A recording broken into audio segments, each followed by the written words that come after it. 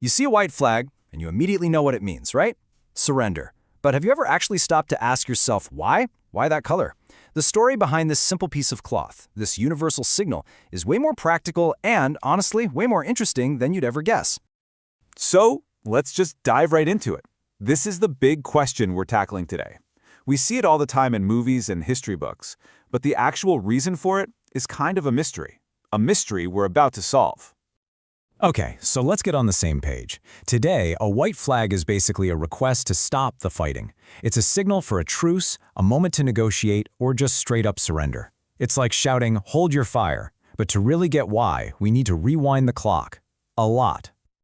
Yeah, this is not some new idea. The white flag is an ancient custom. Its roots go back almost 2,000 years, and they popped up in totally different parts of the world. Now this is what I find fascinating. The very first time we see it written down is in China during the Eastern Han Dynasty. But then, get this, at almost the exact same time, way over in the West, the Roman historian Tacitus writes about it too. And by the Middle Ages, it was just common practice all across Europe. The fact that it appeared independently tells you the logic behind it must be really, really solid. All right, so we've got the when and the where, but now we get to the heart of it all, the why. Why white? Of all the colors, why did everyone, everywhere, land on plain old white? Well, the answer is just brilliantly simple. It's all about practicality. I want you to picture an ancient battlefield for a second. It is pure chaos. It's smoky, it's dark, and you've got all these different armies with their own colorful, complicated flags and banners. Now, if you want to send a signal in the middle of all that, what do you need? You need something that is the complete opposite of a battle flag. And boom, there's your answer. First, plain white is super visible. It just pops against a dark, smoky background. Second, it's the perfect contrast to all those bright, colorful banners. There is zero chance you're going to mistake it for something else. And maybe the most important reason of all, undyed white cloth was just around. It was common, cheap, and easy to find. Any soldier could grab a piece of it in a pinch. It was simple, it was clear, and everyone could do it. But there's actually another layer to this, especially over in the East.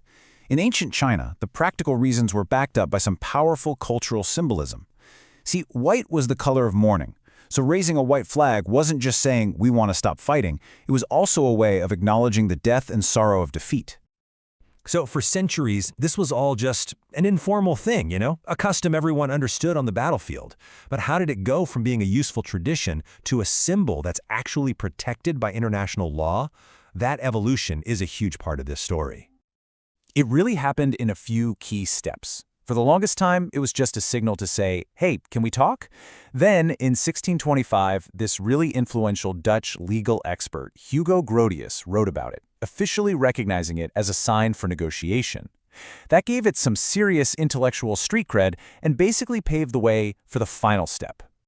And that final step? It came at the turn of the 20th century, with the Hague Conventions. These were massive international meetings to basically create a rule book for modern war.